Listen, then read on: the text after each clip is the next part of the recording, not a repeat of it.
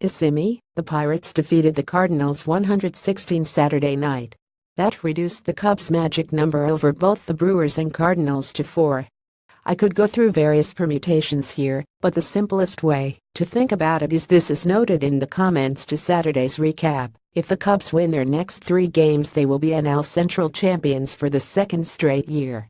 Side note, if the Cubs win their next 4 games, that will make it a 90-win season for the 3rd straight year. The last time this franchise won 90 or more for 3 straight seasons was 19,282,930. A couple of notes on how close this series has been. The previous time the Cubs played 3 straight extra inning games in the same series was September 17, 1999 versus Milwaukee at Wrigley Field, and this marks the first time the Cubs have played 3 straight extra inning games on the road against the same team since doing so September 13-15, 1932 against the Giants at the Polo Grounds HT Ed Hardig.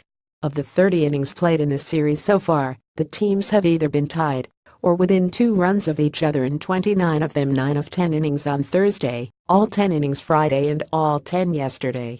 Despite the loss Saturday, the Cubs have won 9 of their last 11 and 17 of their last 25, and are 43-23.652 since the All-Star break. They've been in first place alone since August 13, and at least tied for first since July 26. Also, the winner of this game will take the season series, which is currently tied at 9 wins each. This would be important only in the unlikely event of a tiebreaker game between the Cubs and Brewers. The winner of the season series would host that game. Here are today's particulars.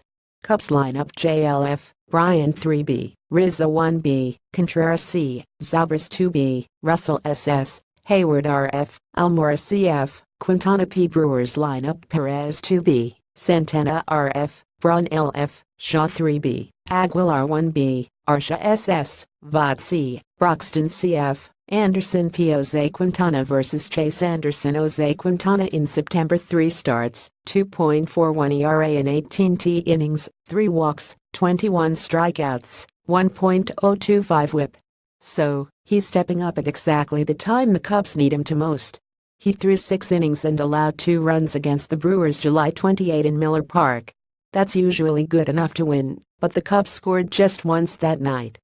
Hold the Brewers to 2 runs today, and I think the Cubs will take this one. Chase Anderson is having an outstanding season, and threw 5 shutout innings against the Cubs in this game we'd surely like to forget. However, his previous 2 starts against the Cubs weren't nearly as good.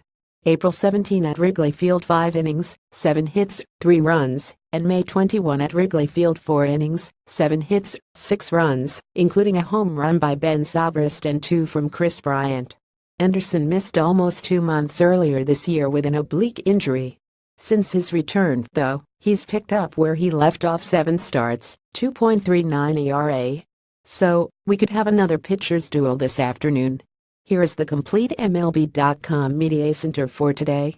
MLB.com Game Day Classic Mode. Note: going forward, I'm going to link to the Classic Game Day here, because MLB.com broke the links I used to get to their new Game Day.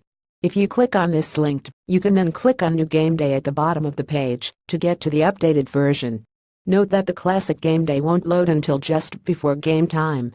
BaseballReference.com Game Preview. SB Nation Game Preview. Please visit our SB Nation Brewers site, Brew Crew Bowl. If you do go there to interact with Brewers fans, please be respectful, abide by their individual site rules, and serve as a good representation of Cub fans in general, and BCB in particular. The 2017 game thread procedure will be the same as the one used during 2016. Here's how it works.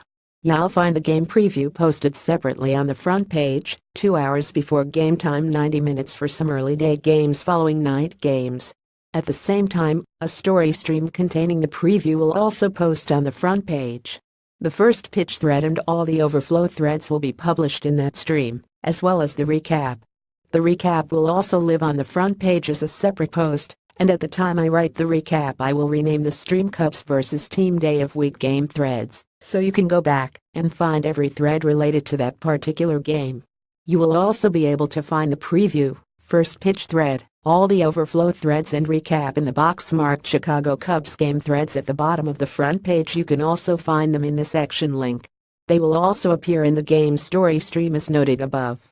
The first pitch thread will post at 5 minutes before game time, then an overflow thread at 1 hour, 2 hours and 245 after the scheduled game time. Get tickets to Cubs games from our partners StubHub here. Discuss amongst yourselves.